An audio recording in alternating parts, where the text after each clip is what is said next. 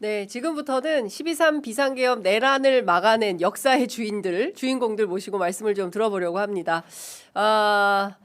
지금 경기도지사 출마 준비도 하고 계시는데요. 김병주 의원님 그리고 봉지욱 기자 두 분 나오셨습니다. 어서 오십시오. 네, 안녕하세요. 네, 새해 복 많이 받으십시오. 새해 복 많이 받으십시오. 네, 네. 사실 오늘 굉장히 역사적으로 중요한 날이어서 두 분 모시고 12.3 비상계엄 내란에 이 내란을 획책했던 수계 윤석열에 대해서 어떤 단죄가 내려질지 그 얘기를 좀 여쭤보려고 하는데요. 그에 앞서서 저희가 빠르게 오늘 광고부터 좀 소개를 하도록 하겠습니다. 자, 첫 번째 소개해드릴 광고는 아름다운 재단 광고입니다. 아름다운 재단 18 어른 캠페인 소개하겠습니다. 취재 편의점 애청자 여러분 안녕하세요. 자립준비 청년이라는 말 들어보셨습니까? 보육원에서 나와서 홀로 자립해야 하는 청년들을 자립준비 청년이라고 하는데요. 자립준비 청년 중 절반 정도가 만 18세의 어린 청년들이라고 합니다. 누구보다 빨리 어른이 되어야만 한다는 의미로 18 어른이라고 불리기도 하는데요. 아름다운 재단은 18 어른을 오랜 기간 지원하고 있습니다.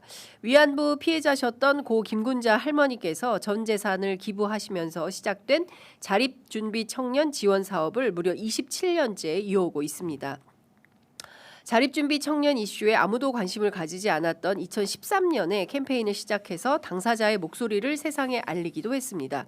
오랜 기간 18 어른들과 함께 하다 보니 한 당사자 캠페이너는 결혼을 하고 딸 아이의 엄마가 되기도 했는데요.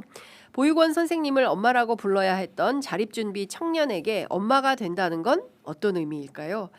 이제 요 대목에서 정말 뭉클해집니다. 하단 더보기란을 클릭하시면 엄마 허진이의 이야기를 만나보실 수 있으십니다. 자립준비 청년들과 아름다운 재단을 여러분 응원해 주시기 바랍니다.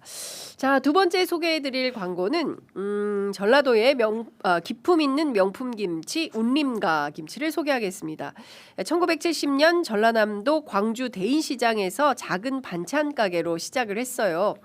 이 운림가는 가족의 건강 밥상을 책임지는 찐 살림꾼들의 입에서 입으로 이 집 김치 참 잘한다. 요 입소문 하나로 지금까지 성장해 왔습니다. 현재는 광주 매월동에서 더욱 깨끗한 환경 속에서 반세기 넘게 쌓아온 손맛과 정성을 이어가고 있는데요. 김치 대축제에서 대통령상, 국무총리상, 국회의장상 등 총 3관왕을 했습니다. 무려 27번 누적 수상 기록이 있고요. 요거 자체가 바로 최상의 김치 맛과 품질을 공식적으로 인정받았다고 할 수 있겠습니다. 단순 국산이 아니고요. 100% 우리 농산물, 그중에서도 특등급 원재료만을 사용합니다. 3년간 발효한 황금 매실 엑기스, 2년간 숙성시킨 멸치젓갈, 최고급 손국무, 고춧가루까지 타협 없는 최상의 재료만을 담았습니다. 한입 베어 물면 퍼지는 아삭 시원한 맛, 해남 배추에 전라도식 감칠맛 나는 매콤 양념을 아낌없이 버무려서 깊은 맛이 일품인 배추김치, 신선함의 기본, 당일 생산, 당일 발송해드립니다. 가장 맛있는 시기에 주문하시기 바랍니다. 지금 유튜브 더보기 고정 댓글 링크를 클릭하시거나 네이버에 운림가를 검색하시기 바랍니다.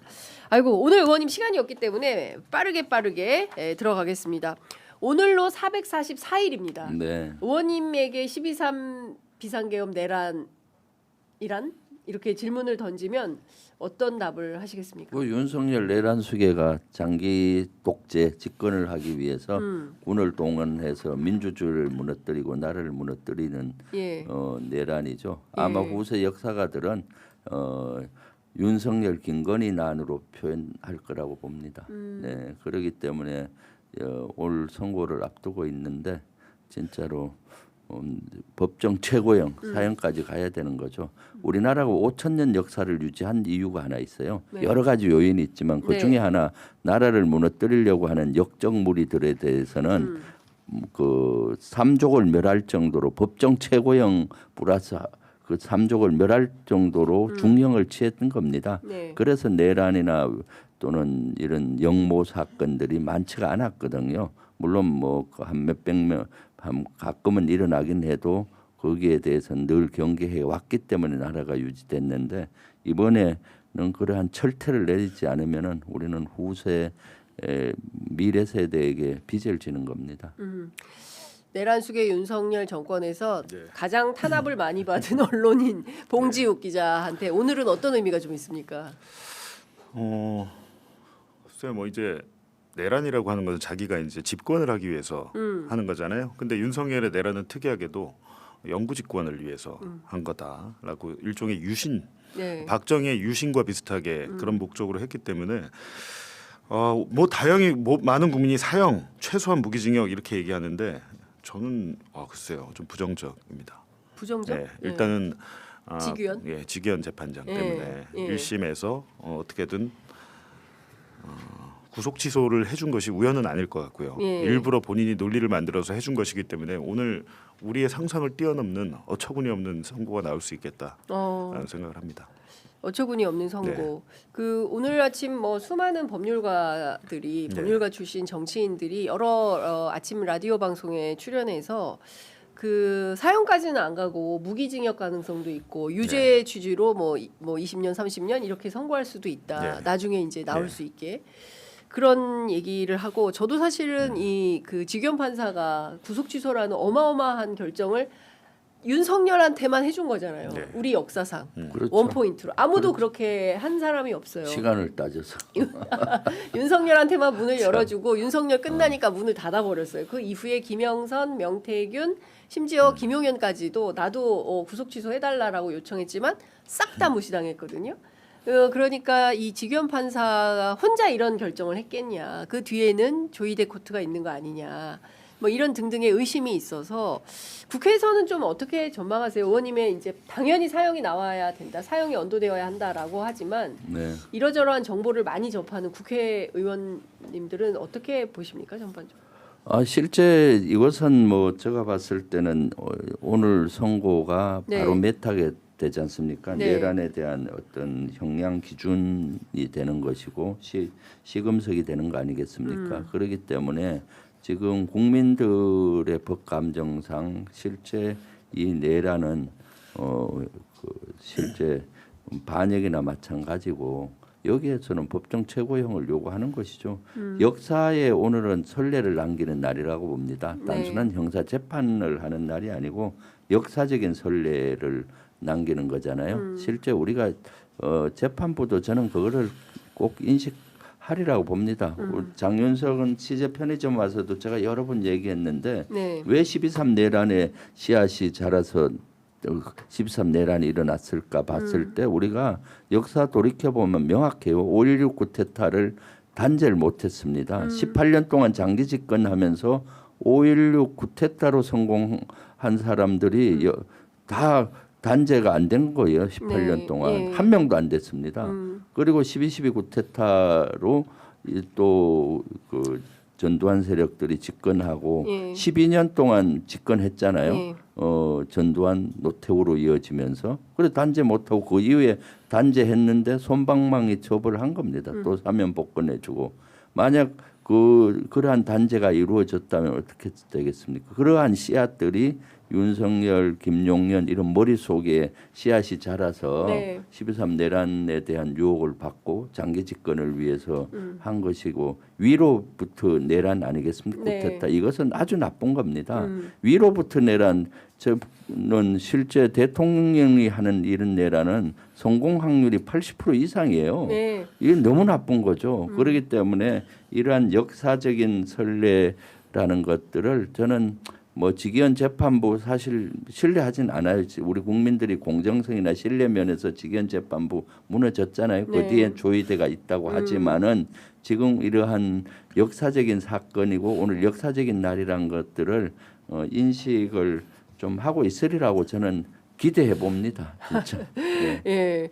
그 사실 말씀 주신 대로 우리가 그 반민특위의 교훈을 직위원 판사가 잘 헤아려야 된다. 왜냐하면 친일 군사 독재를 우리가 제대로 청산하지 못한 그 후과를 결국 우리 대의 윤석열의 내란으로 보게 되는 것이고 우리 리박스쿨 보도했던 뉴스타파에서도 끊임없이 제기했던 것처럼 지금 자라나는 아이들, 네. 그 청소년들 그리고 특히 심지어는 초등학교 저학년생들을 대상으로 이념 교육을 시켜가지고 극우 전사들을 키우려고 했었던 거잖아요. 그런 거를 생각해 본다면 이번에 확실히 단죄하지 않으면 또 언제 누군가에 그럼요. 의해서 어떤 내란이 벌어질지 알 수가 없다. 근데 구속 취소할 때 보면 구속의 관행을 뭐 날로 하던 걸 시간으로 바꿔서 기가 막힌 논리를 만들어내잖아요. 네. 제가 이제 제일 걱정은 뭐냐면 앞서 이제 백대현 부장판사, 이진관 부장판사 재판부에서 다 내란은 맞다라고 맞다고 했는데 했어요. 내란은 맞아. 근데 뭐 수사권이 공수처에 없다거나 네. 이런 절차적인 문제를 트집 잡아서 예. 제가 볼 때는 뭐 형량이 20년, 30년이 중요한 건 아닌 것 같아요. 구속 취소를 할 정도면 그런 절차적인 문제를 이유로 네. 둘 중에 하나겠구나. 공소 기각을 하거나 예. 아니면 둘 중에 하나일 것 같아요. 예. 공소 기각을 하거나 사형을 내리거나 사형하거나. 둘 중에 하나일 것 같습니다. 근데 예. 이분은 앞서 한 행위가 우연이 아니잖아요. 작년 3월에 그러니까 1년 전에 했다고 우리가 다 잊어버렸는데 3월 7일. 예, 갑자기 사람이 변해가지고 그렇게 될 것 같지는 않거든요. 사람 잘 안 변하죠, 의원님. 예, 윤석열 파면을 앞두고 정말 상상할 수 없는 일이 예, 벌어졌는데 벌어졌죠. 비슷한 일이 오늘 또 벌어질 수도 있겠다라는 그렇죠. 걱정을 예. 하는 거죠. 왜냐하면 사실은 뭐 이러니 저러니 해도 판사들이 제일 민감한 게 여론이라는 거거든요. 근데 이 여론 시장에서 재판이 계속 진행이 되니까 많은 국민들은 다 일상을 찾아서 평온을 찾고 또 오늘 보니까 주식이 5,652까지 뛰었어요. 그러니까 뭐 주식, 부동산, 뭐 민생, 경제 뭐 이렇게 일상으로 돌아가니까 여기에 좀 관심이 덜해지고 있는 거예요. 그러니까 이 빈틈을 타고 또 직위원 판사 재판부에서 허를 찌르는 이상한 판결문을 쓸 수도 아니, 있다. 뭐 최근에 우인성 재판부랄지 우인성, 김건희 그렇죠. 1심 내렸던 그렇죠. 뭐 김인택 부장판사 김인택, 1심이랄지 보면 그리고 뭐 김혜성 씨나 뭐 등등등 전부 다 공소 기각이 계속해서 이루어지고 네. 있잖아요. 근데 제가 볼 때 오늘도 혹시 내용은 내란이 맞는데 형식적 절차적으로 위법이다라고 해서 다만 뭐 이러면서 공소 이제 통상적으로 공소 기각이 예. 선고할 때 나오거든요. 예. 원래 선고할 때 나오면 안 됩니다. 예. 최근에 수원지법에서 그 김성태 쌍방울 회장에 대해서 공소 기각을 했는데 그건 예. 첫 번째 재판에서 공소 기각한 거예요. 원래는 이게 말이 안 되면 재판 시작하지 말라는 그렇죠. 취지가 공소 기각인데 예. 증인 신문 다 해놓고 마지막에 잘못 찾았어, 이런 공소 기각 거잖아. 하거든요. 예, 예. 그리고 판결문은 굉장히 엄중하게 꾸짖는 것처럼 써놓고 무죄를 주거나 공소 예, 기각. 우인성 판사도 그랬죠. 예.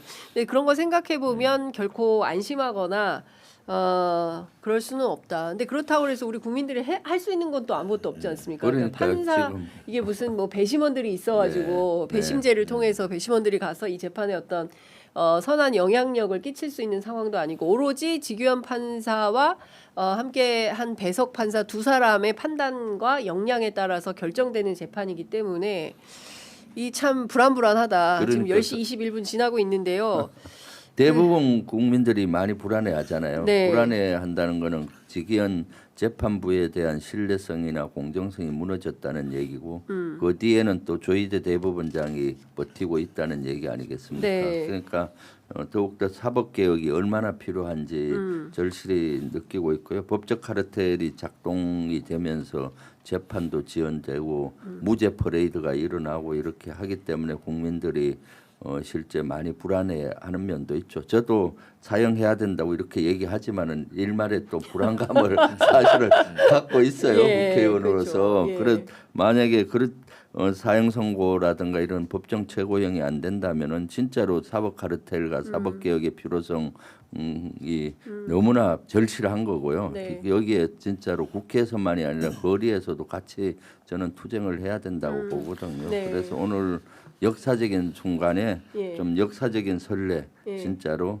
내란은 역적 예. 마찬가지고 그래서 다시는 예. 이 시대에 구테타라는 단어를 끊어버리는 그런 것들이 돼야 되겠다라고 간절히 바라고 있죠. 의원님은 뭐 한미연합사 부사령관까지 사실 대한민국 군인 가운데 가장 높은 위치까지 올라가셨던 분이기 때문에 이게 걸핏하면 군을 동원하는 거 아닙니까? 네, 그렇죠. 예, 그 전두환, 뭐 박정희, 전두환, 노태우 그리고 또 윤석열도 군을 동원한 거고 아예 그 결심을 했기 때문에 청와대로 안 가고 용산으로 간 거 아닌가? 뭐 텐트를 치고 자는 한이 있어도 청와대 단 하루도 안 들어간다. 그리고 이제 용산을 접수한 이유가 쿠데타를 생각했던 거 아니냐 처음부터 이제 이런 의심도 우리는 하고 있는 거거든요. 네. 그런 측면에서 보면 이번에 보니까 별들이 엄청나게 우수수수 떨어졌습니다. 그래서 뭐 일각에서는 육사 폐지까지도 나오고 뭐 그런 상황인데 이후에 이 군 지금 뭐 군 내부에서 또 조사 계속 하고 있지 않습니까? 계엄과 내란의 그 함께했던 그런 세력들을 다 찾아내고 있는 건데 의원님께서는 진짜 여러 가지 좀 만감이 교차하실 것 같아요. 그럼요. 군과 관련해서. 군이 사실 12.12 쿠데타 이후에 제가 그 당시 육사 생도였는데 네. 40여 년 동안 절치부심했습니다. 왜냐하면 그 이후에 군이 국민으로부터 신뢰를 엄청 잃어서 네. 군복을 입고 시내를 할보하지 못할 정도였어요. 그리고 영관급 이상은 군복을 입고 식당도 안 가요. 지금까지도.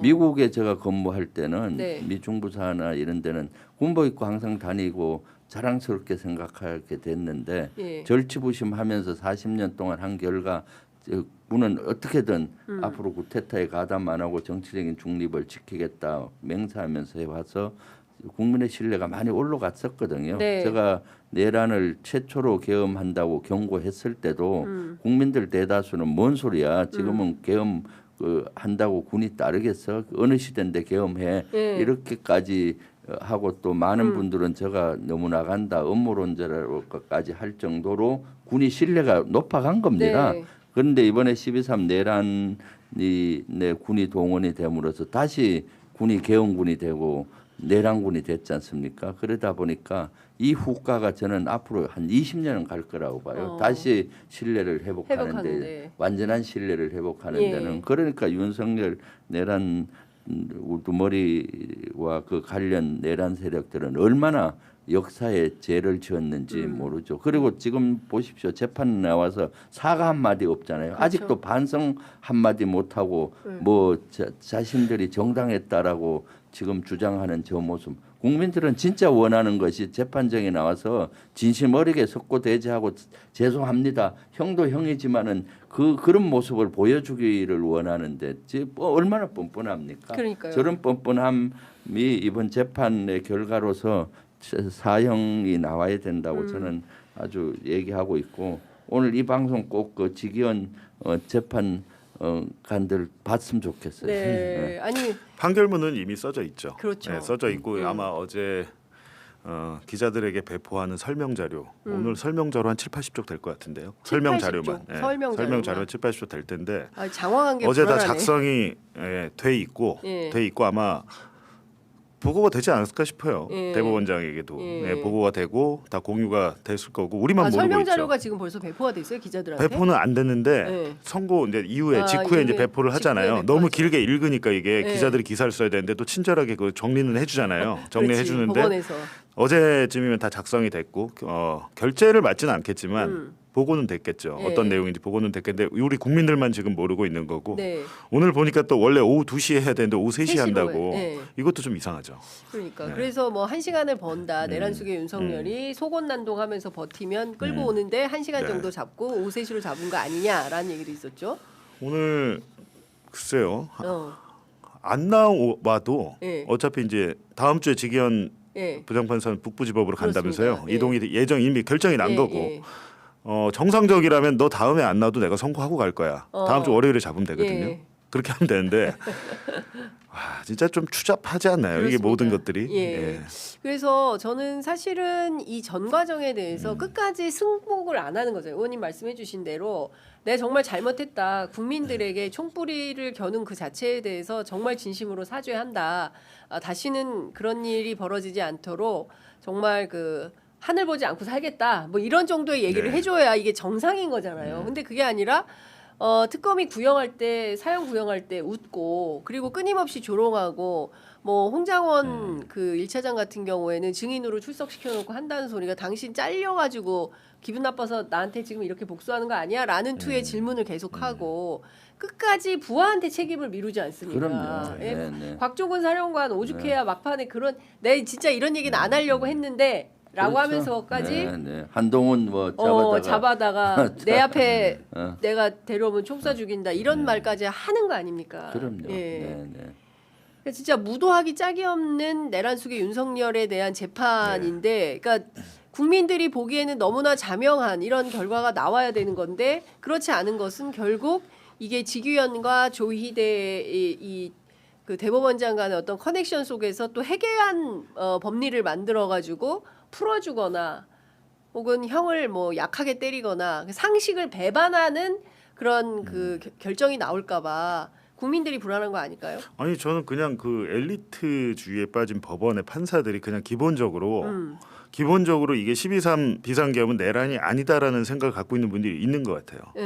그냥 본인의 신념이 그러니까 원래 이제 법과 양심에 따라서 판결을 하는데 네. 나의 양심에 따르면 이거는 내란까지는 아니잖아라고 생각하는 분들이 판결을 하니까 네. 줄줄이 무죄가 나오고 하는 게 아닌가라는 생각이 드는 거죠. 예. 그리고 뭐라 그랬죠? 권력을 잃은 사람에게도 법은 평등해야 된다. 우인성 판사 뭐 우인성 이런 판사 황당한 그러니까요. 얘기죠. 예. 그게 무슨 말도 안 되는 얘기입니까? 똑같은 범죄를 저질러도 권력자가 저지르면 훨씬 더 엄하게 처벌을 해야 그럼요. 되는데 판결문 자체가 예. 앞뒤가 모순투성이에요. 그렇습니다. 처음에는 엄하게 처벌한다 해놓고 예. 뒤에서는 뭐 권력을 잃은 사람도 법 앞에서 평등해야 된다. 앞뒤 자체가 안 맞잖아요. 그렇죠. 그러니까 마음 속에 이미 내란은 아니다. 그러니까 저도 이런 게 있는 그게 거죠. 제일 큰 네. 문제 의식이라고 생각하는데 우리 법원이 국민의 법 감정과 너무나 다른 인식 체계를 가지고 있는 네. 거다라는 거죠. 앞서 말씀 주신 대로 똑같은 잘못을 해도 사회적으로 가지고 있는 권세가 많은 사람의 경우에는 훨씬 더 엄하게 중하게 처벌을 하는 게 맞는데 우리는 그게 상식이라고 그렇죠. 생각하죠. 그런데 네. 이번 경우에는 당신 권력을 뺏겨서 이런 지경에 놓인 거야. 그러니 무슨 처벌을 엄히 안 하겠어. 뭐 거미불로 막 이런 얘기 하면서 네, 오히려 그러니까요. 이런 방식이 좀 이해가 안 간다는 거고 지금 10시 28분인데 네. 의원님이 지금 가셔야 돼. 수원에 약속을 네. 잡아 놓으셔가지고 네, 네. 가셔야 돼가지고 그래도 제가 네. 이거는 좀 여쭤보려고 합니다. 네. 그 지금 무인기 관련해서 네. 지금 오늘 아침만 하더라도 평양에서 성명이 또 나왔거든요. 그렇죠. 김여정 부부장 네, 네, 이름으로 네, 네. 이 우리가 도발한 거지 않습니까? 아, 그렇죠. 이거 우리 네. 사과해야 됩니까? 그동안 늘 도발은 북한이 하는 걸로 알고 있었는데 윤석열이 네. 도발한 거잖아요. 네, 그렇죠. 실제 이번에 무인기는 민간인 무인기에 대해서 정동영 장관께서 사과한 것 같고 네. 유감 표면을 한 것 같고 그리고 또 실제 윤석열 일당들이 무인기를 평양의 핵심 중에 핵심 15호 관저 상공 15호 관저가 김정은 일가가 숙소로 쓰고 있는 관저로 알려져 있는데 그 위에다가 무인기를 보내서 전단을 뿌렸잖아요. 삐라를. 네. 그것도 김정은 일가를 욕하는 전단. 네. 북한에서는 발칵 뒤집힐 거 아니겠습니까? 그렇기 때문에 그런 것들에 대해서 우리가 인정을 하고 또 유감 표명을 한 것은 저는 나름 잘했다고 보고요. 지금 이재명 정부에서는 어떻게든 평화의 물꼬를 터야 되지 않습니까? 네. 남북한의 긴장의 평화를 물꼬를 텄을 때 우리가 먼저 좀 마음의 문을 열고 여건을 만들 필요가 있다고 봐요. 그러다 보면은 이제 김여정 부부장도 오늘 좀 유화적인 걸 네, 했지 않습니까? 네, 그 메시지를 했어요. 메시지가 좀 거기에 대해서 조금 메시지를 냈는데 그러면은 이제 북한도 저런 메시지를 낸다는 것은 이제 이재명 정부에 대해서 좀 신뢰도가 높아가고 있다. 그러면 이제 언젠가 아마 올 봄에 저는 꼭 평화의 물꼬가 터이리라고 봅는데 미국 트럼프 대통령과 네. 김정은과의 대화의 물꼬 그러면은 이제 물꼬 확 트기 시작하잖아요. 그런 여건을 이재명 정부가 만들기 위한 하나의 방법이다라고 네, 네. 그렇게 이해하시면 될 것 같아요. 예. 그리고 그것이 효과가 조금씩 나타나고 있다라고 네. 저는 보고 있습니다. 예. 네. 트럼프가 올해 노벨 평화상을 노리려면 네. 김정은을 반드시 만나야죠. 그러니까요. 아, 가만있어 봐. 합의를 우리가 해야 지금 되고. 지금 트럼프하고 네. 경쟁해야 되는 지금 대한민국 국민들이 트럼프하고 노벨상 두고 지금 경쟁해야 되는 이런 상황이 되는 거네요. 지금. 아 그러네요. 아 진짜 의원님 곧 한 100일 정도 남았습니까? 100여일 남은 거죠? 네, 네. 6.3 지방선거 앞두고 네, 의원님 네. 지금 경기지사 네. 출마 선언하시고 지금 네, 바삐 열심히 뛰고 있습니다. 움직이고 네. 계시는데 좀 네. 어떠세요? 주말 사이 연휴 네. 때 시민들 만나서 주로 어떤 얘기 좀 들으셨어요? 지금 뭐 연휴 때 계속 다니면서 민심을 청취했습니다. 그 중에 많은 부분 한 세 가지로 요약이 됩니다. 지금 내란 척결이 잘 안 돼서 답답해하시는 분들이 아주 많았고요. 네. 지금 윤석열 사형 선고가 나야 되는데 하고 걱정하시는 분 많습니다. 만약 안 나오면 어떡하냐. 또 하나는 이재명 정부 너무 잘하고 있다. 주가 5천 이상 올라가고 이렇게 신뢰가 간다라는 말씀, 이재명 대통령에 대한 응원이 있었고 또 하나는 민생이 그래도 아직 어렵다. 자, 주가는 올라갔는데 아직 체감하는 이런 물가라든가 또는 골목 상권이 살아나지 않고 있다. 그거 살아나게 해달라라는 그런 말씀들을 많이 해줬습니다. 그래서 저는 경기도지사 준비하면서 그런 목소리를 열심히 듣고 또 반영하고 네. 그렇게 노력하고 있습니다. 네. 네네. 알겠습니다. 의원님께서 네. 늘 현장에서 사실은 출마 선언하시기 직전까지 조희대 대법원장 네. 사퇴를 요구하시면서 법원에서 1인 시위를 네, 7주 하셨어요. 가까이 했죠. 7주나 네. 엄동설안에 네. 7주 동안 네, 네. 했는데 조희대 대법원장 꿈쩍도 안 아, 그 탄핵시켰어야 되는데 아니면 사퇴시키든 뭔가 예. 끝장을 냈어야 되는데 예. 아, 그게 아쉽습니다. 아니 근데 이제라도 늦지 않은 네, 네. 않은 다시 것 같고요. 앞장서야 네. 되겠어요. 제가 만사 제끼고 오늘 그 사형 되겠네. 선고 안 안 나면은 나면. 제가 다시 거리로 어, 나가서 김병주의 결심. 내란 척결 네. 선봉장 역할을 다시 해야 되겠다라고 네. 오늘 생각을 지금 하고 있습니다. 네, 네, 아무래도 네. 안 되겠다. 제가 경기도를 좀 누비는 사이에 이게 지체되고 있는 거예요. 지체가 되고 있어서 아, 안 난 되겠다. 미치겠습니다. 이거 진짜. 아, 진짜 몸을 나눌 수가 네, 없고 큰일이네. 네, 예, 네. 알겠습니다. 자, 그 김병주 의원님께서는 수원에 약속이 있기 때문에 여기서 좀 보내드리도록 네, 네. 하고요. 남은 얘기는 저희가 봉지욱 기자하고 계속 또 하도록 하겠습니다. 오늘 의원님 말씀 잘 들었습니다. 네. 파이팅입니다. 네. 감사합니다. 네. 하나만 더 예, 얘기하고 하나만 더. 갈까요? 사실 제가 지난 구정 전에 예. 이재명 대통령 공소 취소 운동 밑에서부터 국민 운동을 벌리고 있습니다. 그런데 요렇게도 공소 취소 모임하고 이것이 얽혀서 괜히 오해를 받고 있거든요. 아, 그래요? 실제 이재명 대통령께서는 진짜 그 정치 검찰의 희생양으로서 지금도 자유롭지가 못한 상태예요. 민주주의를 회복하고 이재명 정부 성공을 위해서 공소 취소 이거 꼭 이루어져야 되거든요. 그래서 사실 이거 한 달 전부터 제가 개인적으로 준비를 많은 분들과 해서 했는데 공교롭게도 공소 취소 모임이 그때 막 결성이 되면서 이게 오해를 받고 있어요. 예. 이것은 그런 거와 전혀 관계가 없고 밑에서부터 서명 운동이거든요. 그래서 국회 사이트에 들어오시면은 청원에 많이 좀 참가해 주셨으면 좋겠어요. 국민들이 이재명을 지키고 이재명 정부 성공을 견인해야 되지 않습니까? 이거는 전혀 그거와는 전혀 관련이 없는 당파성도 전혀 관련 없는 밑에서부터 이런 운동이 벌어져야 된다라고 저는 생각하고 네. 국민들 청원 운동부터 시작하자라고 하기 때문에 거기에 동참을 좀 해주셨으면 좋겠습니다. 네. 공교롭게도 그 모임과 막 해서 오해 그 모임도 사실은 그런 취지가 아니었는데 네. 지금은 국민들께서 많은 의혹과 오해를 할 수 있거든요. 그래서 저는 오해나 의혹이 있는 것들은 우리가 다 내려놔야 된다. 그러니까 이것은 지금- 순수한 밑에서부터 운동을 네. 우리가 펼쳐야 된다라고 저는 생각하고 있거든요. 네. 이재명 대통령 지켜왔고 이재명 정부를 만들어 왔고 또 지금도 성공을 위해서 저는 진짜 이재명 정부의 나무에 걸음이 되고 싶어요. 밑걸음. 네. 그렇기 때문에 이걸 한 거니까 오해하지 않고 많이 동참 좀 해주셨으면 좋겠습니다. 예, 알겠습니다. 오해하지 마시고 많은 동참 여러분들 해주시면 좋을 것 같습니다. 저희가 그 쭉 함께 왔잖아요. 네, 취재 그럼요. 편의점이 그 네. 현장에서 쭉 함께 왔기 때문에 그 걸어온 걸음걸음을 저희가 보증인입니다. 보증인. 그러니까요. 네. 네, 오해하지 마시고 예, 네. 많은 참여 부탁드리겠습니다. 자, 의원님 네. 어여 예, 네, 예, 감사합니다. 수원으로 출발하시기 저기 바랍니다. 어디로 나가나요? 네? 카메라에 다 걸리는데 카메라에 어떻게 다 나가죠? 걸려요. 아, 여기 JTBC 네. 저기 방송인 출신이라 방송 기자 출신이라. 전 생각에 카메라 어디를 걸리는 앞으로 거, 나가나 어디 옆으로 어디 나가나 뭐 나가시나. 우리 그런 거 별로 없어요. 유튜브라서 그런 거 이렇게 별. 카메라에 안 걸리면서 갈 수 있어요. 아, 포복하시려고. 아, 괜찮습니다. 포복. 오, 와 진짜. 야, 예. 야 오늘 거의 야, 무슨 역시 저기 김병주 의원님. 대장 출신은 다르네. 야, 그러니까요. 대장 출신 그 장군님은 확실히 네. 다르다라는 걸 또 확인했습니다. 네, 봉 기자님 좀 웃으세요라고 네. 댓글창에 이제 아니, 올라와 근데 뭐 있는데. 요새 웃을 일이 별로 없는 게 그러게. 오늘 일단 선거가 나와야 뭐 웃든지 말든지 할 텐데 네. 지금 보니까 아까 공소취소 모임 말씀하시던데 사실은 공소취소는 국회에서 할 수 있는 게 아니죠. 저는 그게 좀 장면 임명을 잘못했다라고 생각을 하는데 네. 이재명 대통령 관련이고 예. 공소 취소는 국회에서 하는 게 아니라 검찰이 하는 거죠. 그렇죠. 근데 국회에서 할 수 있는 일은 국정조사죠.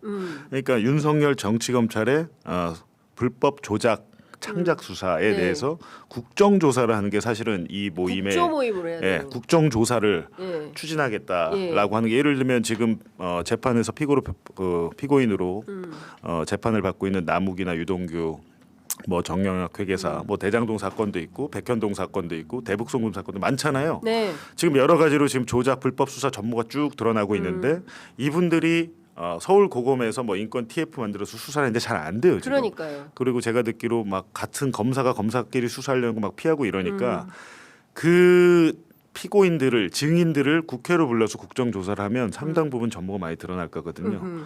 국정조사에 방점을 찍어야 되는 겁니다. 공소취소에 방점을 찍는 게 아니고 국정조사로 불법 조작 수사의 전모가 드러나면 그걸 가지고 특검을 한다든지 아니면 검찰이 특별 수사팀을 꾸린다든지 해서 네. 그 불법 조작 수사를 한 검사들을 수사하고 동시에 공소 취소를 할 수 있는 거죠. 네. 그러니까 그 빌드업 해 나가는 과정에서 국회에서 할 수 있는 일은 국정조사이기 때문에 방점을 국정조사에 찍어야 되는데 공소 취소에 찍었잖아요. 이건 결과거든요. 그렇죠. 네, 과정을 생략하고 결과를 얘기하니까 일부 비판하는 목소리도 있고 오해가 한데 쌓이는구나. 중요한 것은 이거는 뭐 친명이냐 반명이냐 친청이냐 이런 문제가 아닙니다. 이거는 검찰 개혁 정상화의 일환 하나의 과정이기 검찰. 때문에 반드시 해야 된다고 저는 생각하고 이재명 대통령뿐만이 아니고 이재명 대통령 주변 뿐만이 아니고 그냥 검찰에서 윤석열 검찰에서 죽이기 위해 예를 들면 그 서해 공무원 피살 사건 그렇죠. 같은 예. 것도 대표적인 맞습니다. 조작 수사에 예. 지금 무죄 나왔잖아요. 예. 무죄 나오고 그거는 항소포기에서 끝났잖아요.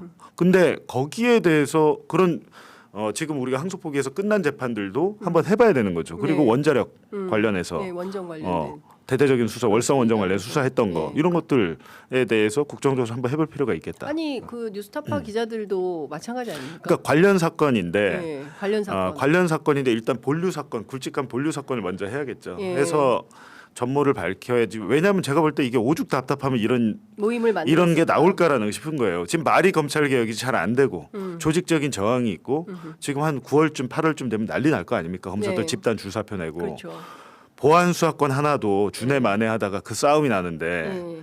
그렇잖아요. 지금 결국엔 보안 수사 요구권으로 정리됐지만 예. 또 막상 그걸 입법에 반영할 수 있을지는 미지수예요 지금. 그러니까 지금 보안 수사권과 관련해서도 이건 형사소송법 네. 개정을 해야 되는데 네.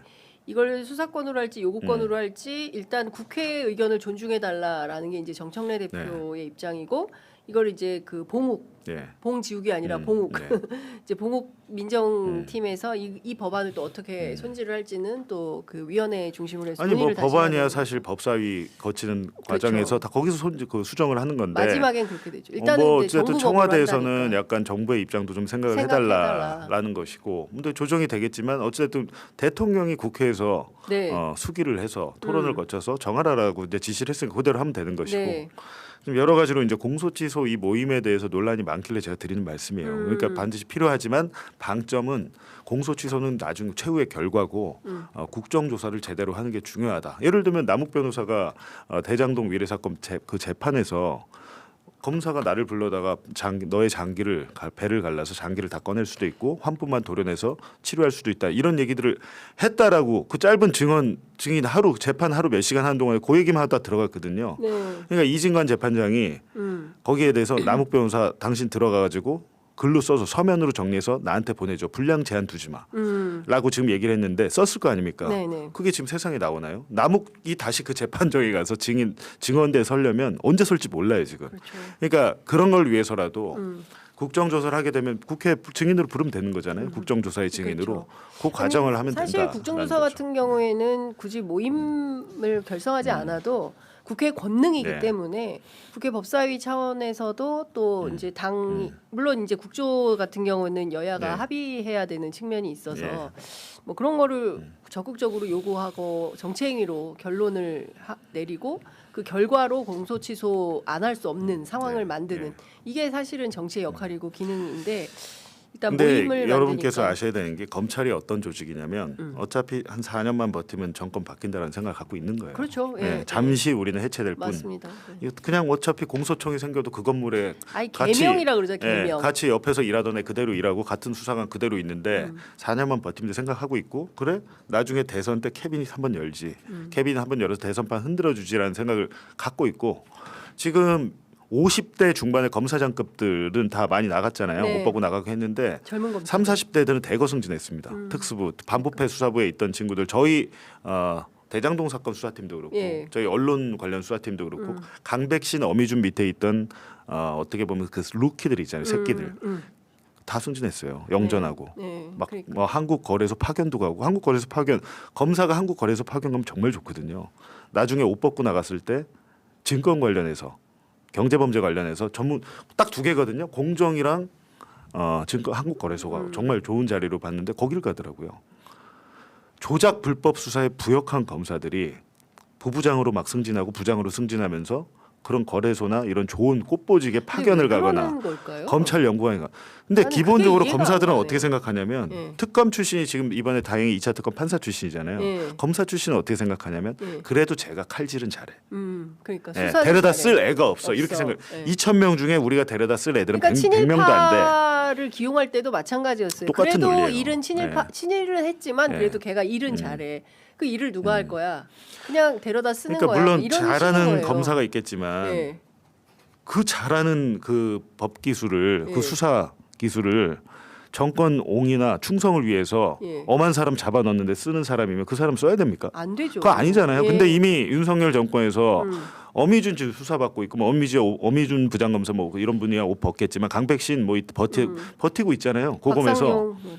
예 나중에 정권 바뀌면 우리한테 기회 온다라고 생각하고 둘 중에 하나죠. 아니 실제로 제가 출마를 하려고 한다거나 정유미 음. 전 검사장 같은 경우는 저렇게 막 나대면서 난리치면서 언론에 도배되잖아요. 저 이유는 있는 거죠. 제가 볼 때 저 출마하려고 저러네. 그 생각밖에 안 되는 거죠. 이거는 이제 기본적으로 공직 정치 기자의 검찰, 판단이죠. 뭐 실제 그렇다는 게 아니라, 근데 이제 이런 거 같아요. 그러니까 그 검찰 개혁 관련해서 저희가 뭐 무수히 얘기를 하고 있지만. 제가 보기엔 DJ 때부터 얘기한 것 같아요. DJ 정부 때부터 검찰 개혁을 한 30년 이상 얘기를 해오고 있는데, 근데 잘 변화가 안 되는 것은 앞서 말씀하신 대로 칼은 우리한테 있다라는 거예요. 그러니까 최근에 저도 이제 검찰 취재하면 네. 어차피 그분들 대통령 임기 몇 년이에요? 5년이에요. 네. 국회의원 임기 몇 년이에요? 4년이에요. 그분 다 떠나시고 우리는 이 자리에 앉아서 수사만 20년째 하고 있습니다. 정년퇴직하려면 한참 남았어요. 앞으로 더 수사할 수 있어요라고 맞아요. 하는 거예요. 그렇기 때문에 보안이라는 이름을 붙여서라도 수사권을 주면 무슨 짓을 할지 모른다. 예, 이런 위험이 있다. 물론 서로 그 수사기관 간의 견제와 균형을 맞춰야 되는 측면이 있지만 하여튼 이 부분에 대해서는 갑론을박이 있어요. 그리고 뭐 정말 아주 예외적인 경우에 한해서는 보안 수사를 할 수 있도록 요구를 할 수 있도록 해야 된다라는 뭐 판단 대통령 갖고 계시고 뭐 그런 내용이 나와 있지만 하여간 좀 갈 길이 좀 멀다. 판단이 있어서 더 많은 토론 이게 수구의 과정이 필요한 것 같다라는 근데 말씀 좀 드려야 지방선거가 될 것 6월에 같습니다. 있어가지고 네. 이 검찰청 해체 9월부터는 가동이 돼야 될 텐데 공소청과 중대범죄수사청이 9월부터는 돼야 될 거 아니에요. 지금 그렇죠. 법 설치법은 시행이 네, 예, 이번에 설치법- 돼야 되는 거죠. 그러니까 지금 예. 설치법도 통과 안 됐잖아요. 예, 예, 예. 근데 이게 지방선거 앞두고 지방선거 끝나고 극적으로 뭐 이렇게 뭐 합의가 돼가지고 어떻게 할 수 있을까? 이런 생각도 들어서 결국에는 이게 좀 밀리지 않겠느냐는 생각도 들거든요. 근데 이제 제가 민주당 쪽에 취재해 보면 이 설치법은 연말 지나 아니 연말이래 뭐지 명절 지나서 네, 처리를 네. 하고 그 다음에 이제 절차에 해당하는 이 형소법은 이제 선거 이후에 이렇게 할 생각을 하는 것 같긴 하더라고요. 그러니까 논점을 조금 뒤로 미룬다, 선거 이후로 미룬다 이런 판단을 하는 것 같고요. 그 방금 속보가 들어와 있는데 그 윤석열 내란 1심 선고 우원식 의장이 네. 재판 중계를 그 시청하고 그걸 언론에 공개하기로 한 모양입니다. 그래서 언론이 가서 취재해서 의장 또한 당일 월담 우원식 선생, 예, 실제로 이제 월담에서 저희도 월담을 해서 들어가서 취재를 했지만 당시 우원식 의장을 1호였잖아요. 네. 내란 수계 윤석열 지시에 의해서 홍장원이 잡으러 다녔던 첫 번째 그 인물이 국회의장이었기 때문에 또 다른 차원에서 역사적 인물이어서 상황 어떻게 되는지 좀 봐야 될 것 같습니다. 아 지금 의장이 법원에 가신다는 거예요? 아니. 그게 아니고 그 의장실에서 중계를 재판을 본다. 중계하는 거를 본다. 기자들 예, 와라. 기자들 와서 그 취재해라. 이제 이런 내용이 지금 나와 있는 것입니다. 그 봉지욱 기자는 만약에 네. 사형 선고가 안 내려지고 네. 또 기괴한 법논리를 세워서 지규현 판사가 뭐 유죄 20년, 30년 이렇게 선고를 한다면 그러면 어떻게 될 거라고 보세요? 이제 선거는 닥치고. 저는 이제 가장 이해가 안 되는 게 어떻게 지기현 재판장이 재판을 하도록 가만뒀지?라는 생각이 이 의문이 있잖아요. 그러니까 그 의문이 안 네. 끝나요, 저도. 그러니까 그것 때문에 조희대 대법원장은 당연히 오해를 받고 아니면 있죠. 의심을 받을 수밖에 예, 없잖아요. 맞습니다. 그게 아니라 하더라도 예. 이건 있을 수가 없는 일이거든요. 맞아요. 야, 룸사롱에서 찍힌 사진에 룸사롱에서 결제한 변호사가 영수증까지 다 제출을 했다는데 그러니까. 내부 감찰이 진행 중인데 재판을 계속 해온 거잖아요. 이건 정말 뭐가 있구나라고밖에 생각이 안 들어서 네. 만약에 그렇다면 지기현이 그쪽 만약에 한 패로 뭔가 짰다 네. 봐주기로 해서 짰는데 막판에 본인이 일탈을 해가지고 나도 대한민국에서 살아야 되니까 네. 사형이나 뭐 무기징역 내려야지 이렇게 됐다고 해서 지기현 재판장이 했던 뭐 구속 취소나 이런 일들이 없어지는 건 아니잖아요. 네. 그리고 지기현이 내부 감찰을 유야무야 받고 거의 감찰이 덮인 상황에서 재판을 계속한 것에 대해서 아무것도 아닌 일로 끝나야 되나요? 그건 아니잖아요. 반드시 그때 왜 그랬는지를 한번 짚어봐야 될 텐데 오늘 뭐 징역 20년이든 30년이든 근데 가장 슬픈 거는 야 법원이 그렇게 내렸으면 우리가 받아들여야 되는 거 아니야? 제가 볼 때는 그건 뭐 공무원들은 그렇게 해도 되는데요. 네. 일반 우리 국민들이 법원의 그 판단을 존중할 필요는 없을 것 같습니다. 개인적으로 예를 들면 국민의 한 사람으로서 예. 난 지기현 재판부가 내린 저 징역 20년, 30년에 대해서 난 받아들일 수 없어. 국민 개개인은 그럴 만한 우리 주권을 갖고 있는 거죠. 재판부의 그 판결이 모든 지고지순한 뭐 성경은 아니잖아요. 네. 그게. 그 이번에 사실은 오늘 선고가 나는 사람 가운데 예. 내란 속에 윤석열 포함해서 중요 임무 종사자 김용현, 예. 노상원 등등이 있어요. 군인들도 몇 명이 있는데 모두 한 8명에 대한 선고가 나올 예. 예정인데 특히 노상원과 관련해서는 수사도 제대로 안 되고 예. 노상원 수첩과 관련해서도 제대로 알려진 것도 없다. 예. 예, 그리고 그의 궤변만 그 법정 안에서 울려 퍼진 이런 상황인 건데 노상원 수첩과 관련해서도 꽤 오랫동안 취재를 했었잖아요. 글쎄, 근데 진실이 제대로 밝혀진 것 같지가 않다. 그러니까 특히 이제 저희가, 외환 예. 관련해서. 그러니까 제가 이게 처음에 12.3 내란 나고 1월 달인가 그 노상원의 정보사령관 재직할 때 그 HID 요원들을 폭탄조끼 입혀서 폭사시켜라. 예. 그 얘기를 제일 먼저 했고 나중에 이제 그 당시 HID 부대장이었던 박민우 준장이 국회에 나가서 네. 그 증언을 했죠. 가림막 뒤에서. 그리고 제가 나중에 그 폭탄조끼 실물을 당시에 실제로 납품이 됐다는 사실을 확인했고 납품 업체로부터 폭탄조끼 그 모형을 받아서 공개를 네. 했죠. 예, 저도 그렇죠. 했고 뭐 박수원도 했는데 실제로 진행한 사람이잖아요. 그러면 여기에 대한 수사를 해야 되잖아요. 그렇죠. 그게 언론에서 나왔고 하면 특검이 예. 불러서 자 조사를. 노상원이라는 사람이 그냥 수첩에 아무거나 적는 뭐 야구 보다가 선동열 나오면 선동열 적고 뭐 이런 뭐 이만기 나오면 이만기 적고 이런 게 아니고 예. 예를 들면 예. 차범근 나왔으면 예. 그냥 TV보다 적은 게 아니고 예를 들면 노상원이 예전에 했던 행적들을 보면 이 사람이 이런 수첩 본인의 수첩에 적었던 것은 구체적인 실행 계획이 맞다라는 것을 입증할 수 있잖아요. 네. 그걸 정황으로 그렇죠. 예전에 실행 계획을 실행했던 사실이 있으니까 전력. 근데 그걸 수사를 안 하더라고요. 그러니까 이게 잘못된 거예요. 지금 특검의 수사가 유독 정보사령부에 대해서는 부실하게 이루어졌고 정보사 내부의 구조나 여러 가지 돌아가는 이걸 이해 못한 상태에서 정보사와 방첩사도 다르고 네. 일반 육군 예하부대랑 완전 다릅니다. 이게 운영 방식이나 이런 것들이. 근데 네. 거기에 대해서 특검이 안일하게 수사를 한 거죠. 실제로 제가 왜 이 얘기를 드리냐면 정보사의 고위직들이 몇 명이 수사에 협조한 분들이 있었는데 네. 특검이 어떻게 한지 아세요? 어떻게 했어요? 수사에 협조한 사람을 잡아넣으려고 그랬어요. 에? 수사에 협조한 사람을 잡아넣으려고 그랬다고. 구속시키려고 네. 했다고요? 다른 왜? 별건으로. 별건? 아니, 별건으로 이 사람 보니까 투서도 많고 예전에 뇌물 뭐 정보 공작금 횡령한 것도 있네. 이 사람은 지금 수사에 협조하려는 사람이고 내란에 직접 가담한 사람도 아니에요. 참고인인데 참고인을 구속 수사하려고 했다고 하더라고요. 내란 그러니까 특검에서요? 특검에서요. 예. 어. 그러니까 이게 수사가 됩니까? 정보사의 내밀하게 어떻게 수사를 해야 되는지 다 알려주는 도우미를 데리고 예를 들면 그게 1순위잖아요. 네. 이 사람이 정말 잘못한 게 있으면 그 특검 수사 끝나고 네. 이 사람을 별건으로 기소해봐야 공소 기각이에요. 예. 그렇잖아요. 그쵸. 내란과 관계 없으니까. 그렇다면 최대한 여기서 수사에 협조를 받고 그렇죠. 예. 나중에 정말 이 사람이 문제가 있다고 하면 문제가 있다면 별건으로 그거는 수사 보고서를 작성해서 예. 검찰로 넘겨주면 됩니다. 그렇죠. 그냥 니네가 검찰이나 경찰로 수사해라고 넘기면 되는 아니면 거죠. 경찰에 넘기던지 예. 하면 되는데 그게 아니더라고요. 예. 그렇다 보니까 누가 여기 내란 특검에 가서 정보사 관계자들이 협조를 하겠습니까? 뒤통수 맞는데. 그러니까 참 2차 특검이 참 중요하다라는 생각이 좀 드는 건데 사실은 우리가 그토록 네. 지지하고 응원했던 그 조은석 특검이 그렇게 한 거잖아요. 그 네. 팀 안에서 그러니까 그 조은 수사 특검이 잘 검사들- 하셨는데 네. 검사는 검사다. 검사는 검사다. 검사 네. 가제는 개편이다. 그렇죠. 네. 내가 윤석열에 충성했던 칼잡이 주로 이제 특수부사를 칼잡이라고 하잖아요. 예. 난도질 잘하니까. 예. 걔를 데려다가 내가 또 쓰는 거예요. 그렇다 보니까 김건희 특검과 내란 특검에 네. 윤석열 정권 옹일에 가담했던 그 특수부 반부패 수사부 검사들이 들어가서 한 자리씩 하고 예. 이번에 대거 승진하고 전보하고 끼리끼리. 이게 지금 됩니까 이게 말이 되는 근데 얘기입니까 다른 건 다 이게? 떠나서 네. 지금 우리가 내란과 싸워서 음. 이긴 국민들이고 우리가 노벨 평화상 후보까지 올라가는 이런 마당에 이거는 역사와 국민을 배반한 세력과의 세력에 대한 단죄가 필요한 상황인 건데 그 단죄를 위한 중요한 절차 중에 하나가 특검의 수사였단 말이에요. 그 특검이 수사를 잘해야 네. 그 수사한 내용을 가지고 빼박의 증거들을 가지고 재판을 하면 그 어디로 물샐 틈 없는 재판이 될 거 아닙니까?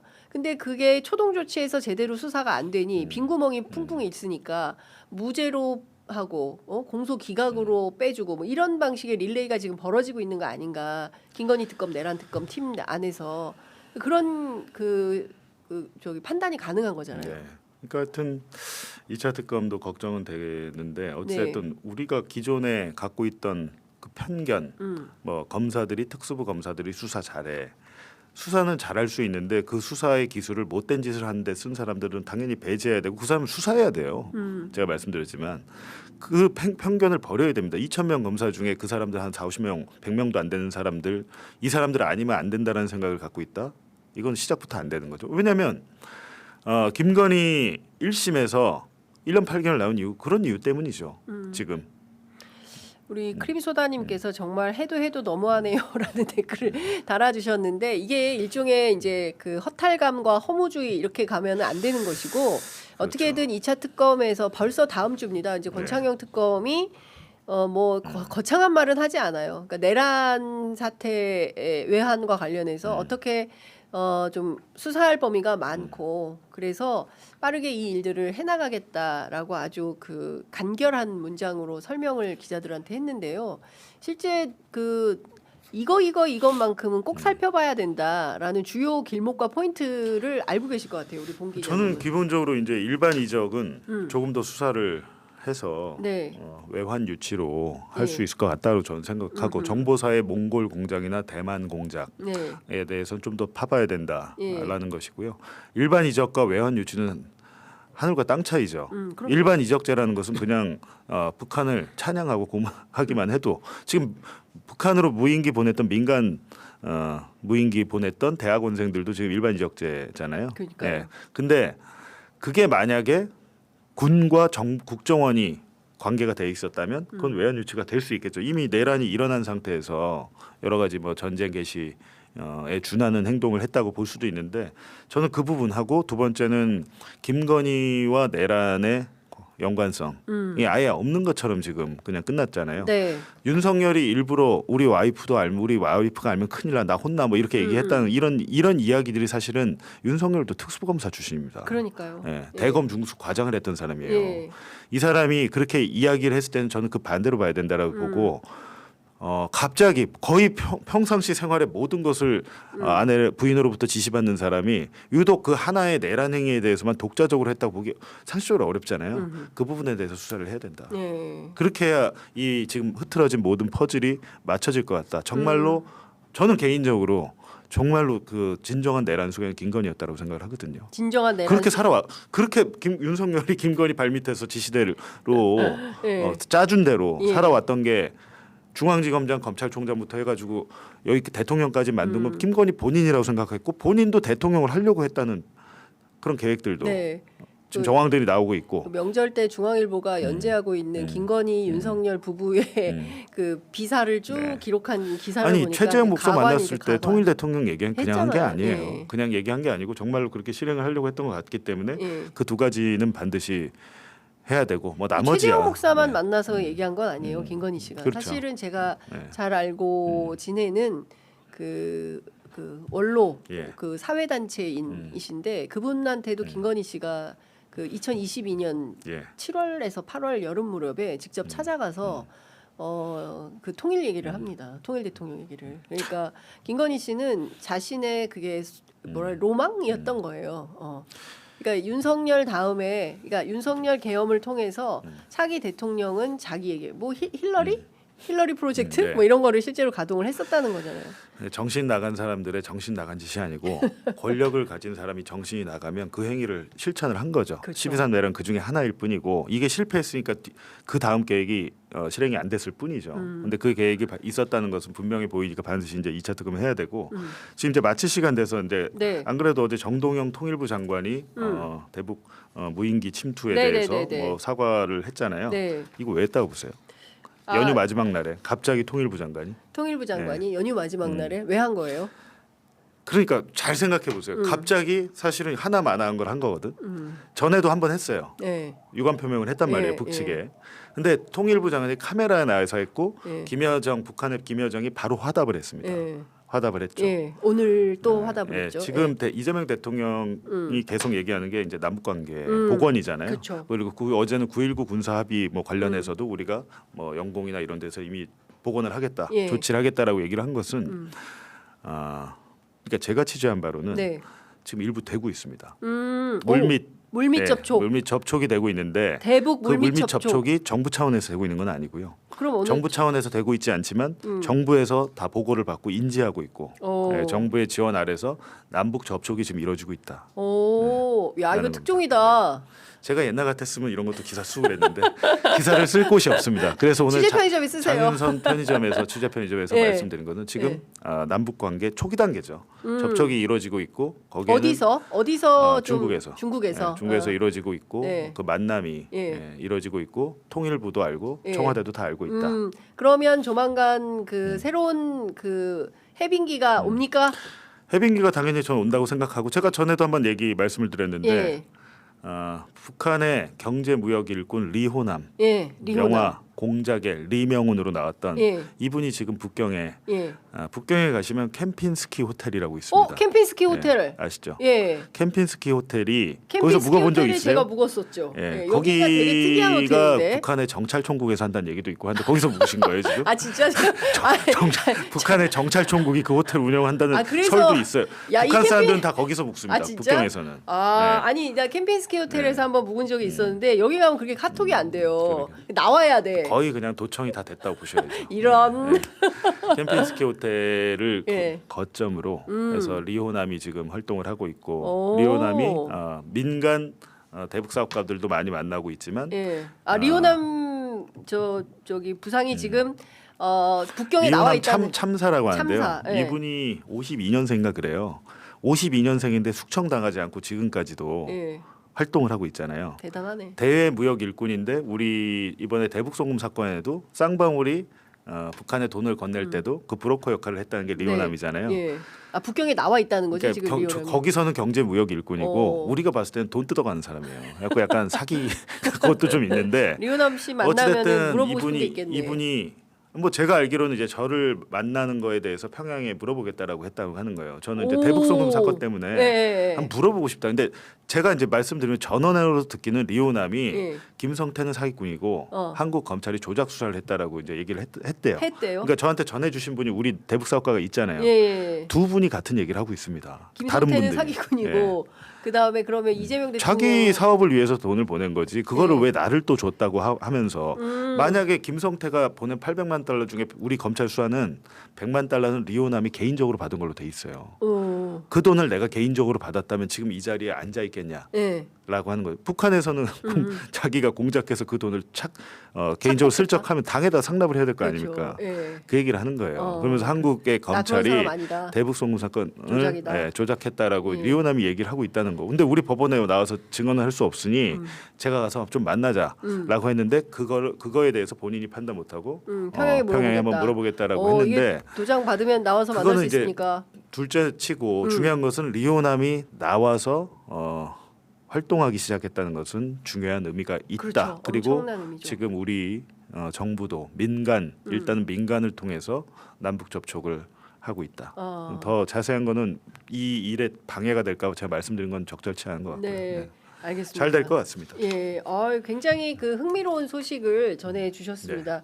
사실은 그 연휴 전에 명절 시작하기 전에 워싱턴에서 먼저 그 소식이 좀 들려왔죠. 예. 이를테면은 인도 지원, 예, 예.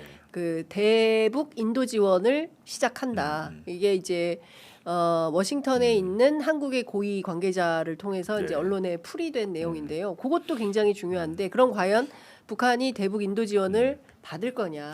근데 그게요. 대북 송금 사건도 제가 수사 기록을 쭉 보니까 네. 경기도가 이제 이재명 대통령이 경기도지사 할 때도 뭐 쌀이나 밀가루 이런 걸 보내려고 했고 옥수수 실제로 뭐 이런 구매까지 다 거. 했어요. 예. 근데 육로로 이제 뭐 보내는 거 중국에서 이제 육로로 다리를 통해서 보내는 것까지 다 준비가 됐는데 네. 북한은 이걸 발표하는 걸 싫어합니다. 언론에. 그거 싫어하죠. 예. 예. 발표를 안 해야 돼요. 예. 근데 그게 아마 발표가 됐을 거예요. 발표가 돼서 안 받습니다. 그렇게 되면 안 받아요. 그렇게 하시면 안 되고 어쨌든 지금 완전 끊어진 남북 관계를 복원할 때는 인도적 지원을 하더라도 비밀리에 일단은 하고 어느 정도 서로 간에 신뢰가 쌓인 다음에 그런 것들이 착착착 쌓여서 남북 정상회담이 될 거 아닙니까? 그럼요. 네. 예. 오늘 뭐 끝까지 흥미로운 얘기. 오늘 재판이 어떻게 될지가 제일 첫 번째 궁금증이고, 그리고 그 넘어서 지방선거, 네. 그리고 그 사이에 4월에 도보다리 회담 여러분 다 기억하시죠? 예, 그런 것처럼 저는 개인적으로 한 5월 어. 중순경 남북 정상회담 한번 열리지 않을까. 5월 중순 남북 정상회담 예상한다. 우리 봉지욱 기자의 예측. 5월 남북 정상회담 예측했습니다. 이런 거 틀리면 큰일 나는데 근데 괜찮겠어요? 뭐 맞을 필요는 없죠. 맞을 필요는 없는데 아마 5월 왜냐하면 북한도 네. 김정은도 정치를 하고 여기도 정치를 하잖아요. 5월쯤 만날 것 같아요. 5월쯤. 만난다면. 네. 네. 4월에 시진핑과 트럼프가 베이징에서 접촉을 하고, 중하순. 그리고 나서 5월에 남북 정상이 만난다. 예. 봄에 뭔가 좀 좋은 기운이 올 것 같은 그런 기쁜 예감이 좀 듭니다. 관련해서 뭐 지기현 판사도 오늘 좋은 재판 결과를 국민들께 보여주면 좋겠다. 마무리 잘하고 북부 지원으로 가시기를 아니 본인도 당부드립니다. 본인도 예. 정상인이라면 되게 괴로워야 되지 않을까요? 괴로웠죠. 많은 국민들이 본인 네, 이름 석자를 지금 모르는 그렇습니다. 사람도 없고. 근데 이게 정상인의 범주에 있을 때 제가 뭐 괴롭지. 이 정도면 출마가 정상인의 범주가 아니면 네. 오히려 뿌듯할 수 있죠. 나만 아니. 외롭게 홀로 정도를 걷고 있다 이렇게 예. 생각할 수도. 근데 정말로 이게 보면 확신범들, 정치범들은 이런 걸 갖고 있고 윤석열도 자기가 무죄라고 확신하는 그렇죠. 거예요. 그래서 예. 내가 죄를 지었다고 저는 정말 생각을 안 하고 있는 거거든요. 그렇죠. 예, 그리고 예. 이 정도의 예능감이면 유재석 뺨치는 연예인이 될 수 있었을 것 같은데라는 아쉬움을 살짝 갖고 있습니다. 어쨌든 오늘 저희 오후 1시 30분부터 서울중앙지방법원 앞에서 취재 편의점 라이브 방송 시작합니다. 그리고 3시 선고도 저희가 비싼 돈 들여서 코리아풀 통해서 구매했습니다. 그래서 여러분들 딴 데 가지 마시고 취재 편의점 카메라 앞에 계속 함께 하시면 현장에 나와 계신 시민들 목소리부터 시작을 해서 재판 중계 그리고 끝난 다음에 저희가 얼른 또 스튜디오에 들어와서 해설 방송까지 해드리도록 하겠습니다. 오늘은 여러분들 부디 취재 편의점과 함께 하시기를 당부드립니다. 오늘 3시부터. 오늘 재판은 3시부터인데요. 취재 편의점 카메라는 오후 1시 반부터 중앙법원 앞에 나가 있겠습니다. 예. 그게 봉지욱 기자 같이 가실래요? 아니요. 그게 아니라 왜 2시부터 머뭇거리는 거야? 2시부터 하면 장인수 기자랑 저 둘이 하려고 했는데 3시는 안 되겠네요. 제가 4시에 경향 거의 출연이 있어가지고 어렵겠습니다. 네. 네. 아쉽습니다. 자, 어떻게든 봉지욱 기자와 함께 하도록 하겠습니다. 자, 오늘 말씀 잘 들었습니다. 네. 고맙습니다. 네, 고맙습니다.